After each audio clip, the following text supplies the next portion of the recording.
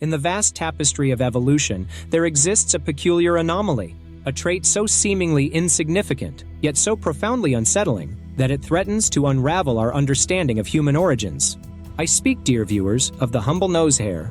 As we embark on this journey through the olfactory abyss, I ask you to consider a question that has long haunted the corridors of scientific inquiry. Why do humans, alone among Earth's creatures, possess these enigmatic follicles within our nasal cavities? The answer, I'm afraid, is far more disturbing than you might imagine. For generations, we've clung to a comforting falsehood, that our nasal hair serves as a filter, protecting our delicate airways from the impurities of the world. But as we peel back the layers of this deception, we find ourselves standing at the precipice of a terrifying truth.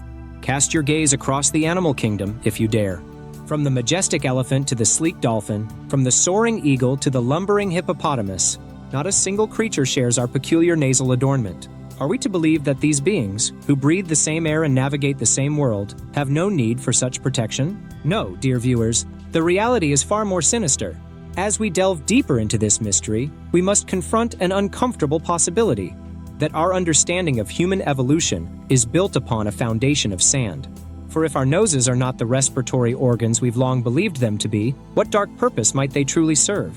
To unravel this enigma, we must first shed our anthropocentric delusions and view ourselves through the unforgiving lens of nature.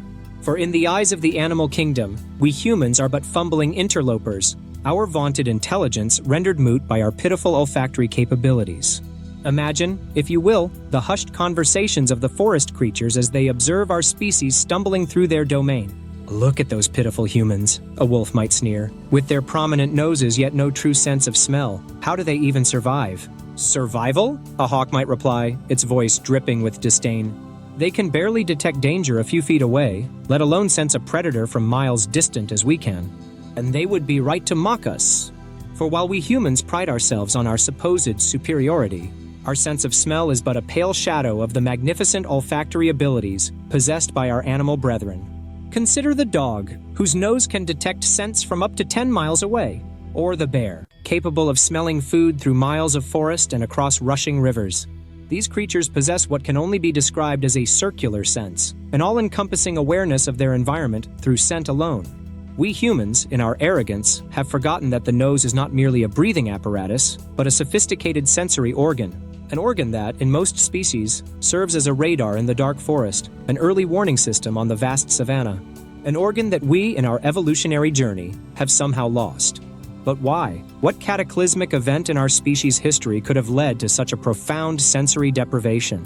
The answer, I fear, lies not on the land where we now dwell, but in the murky depths of Earth's primordial oceans.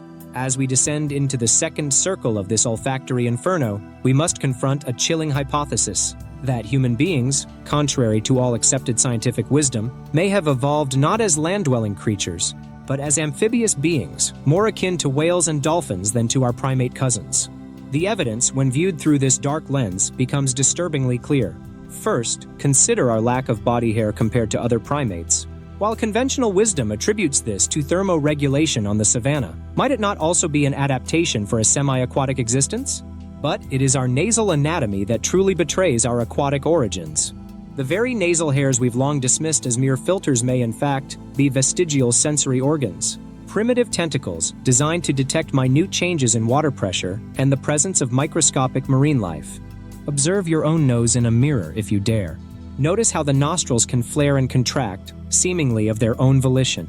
This involuntary movement, controlled by our autonomic nervous system, hints at a long-forgotten ability to seal our nasal cavities against the invasion of water and marine microorganisms. And what of our sneezing reflex? This violent, uncontrollable expulsion of air serves little purpose on land, where dust and pollen pose no mortal threat. But in an aquatic environment, where a single ingested microorganism could spell doom, such a mechanism would be essential for survival. The implications of this hypothesis are staggering. If true, it would mean that our entire understanding of human evolution is fundamentally flawed.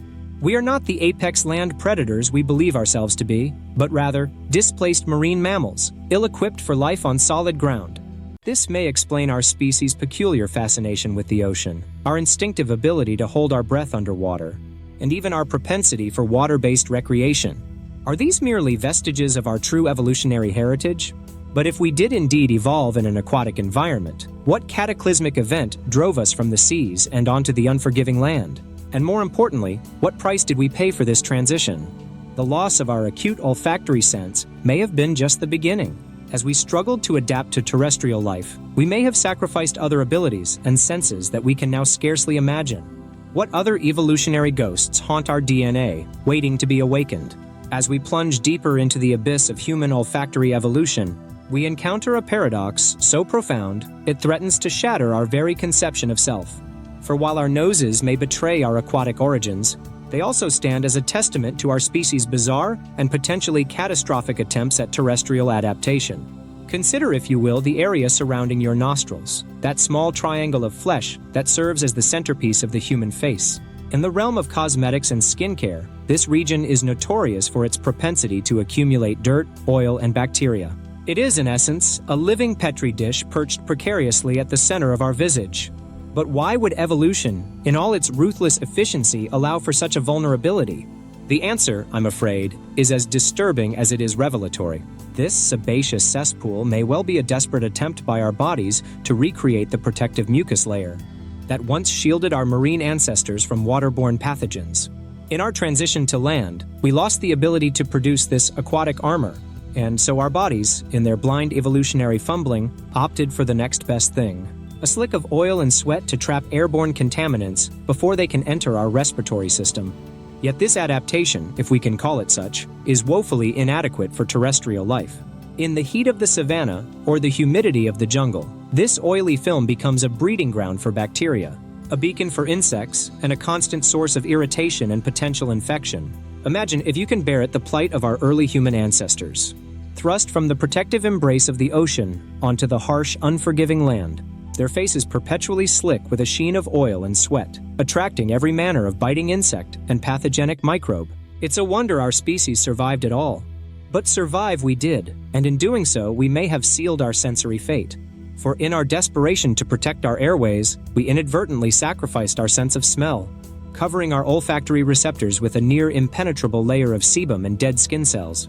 This may explain why, even now, many humans experience a constant low-level irritation in their nasal region, a phantom itch that drives us to touch our noses, to sniff and snort in a vain attempt to clear airways that were never meant for air at all. And what of our much-vaunted intelligence?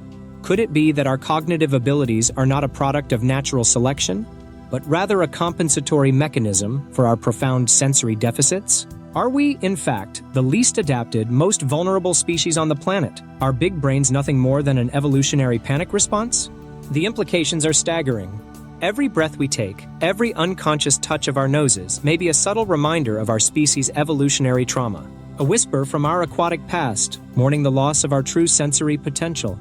As we emerge from the depths of this olfactory nightmare, gasping for air we were perhaps never meant to breathe, we are left with more questions than answers.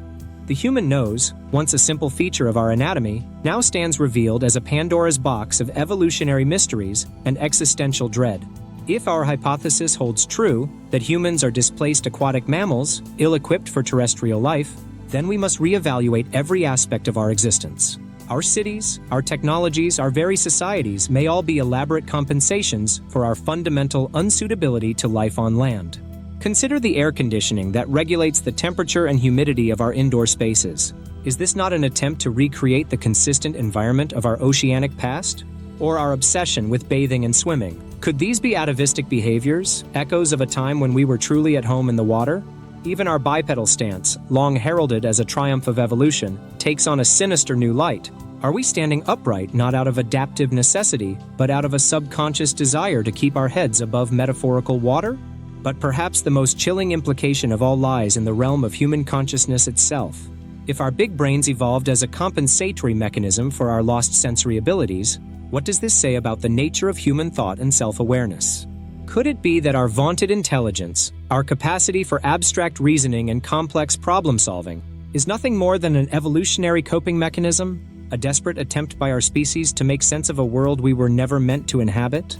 This hypothesis, if proven true, would force us to confront the possibility that human consciousness, that which we consider to be the very essence of our being, is built upon a foundation of evolutionary trauma and sensory deprivation.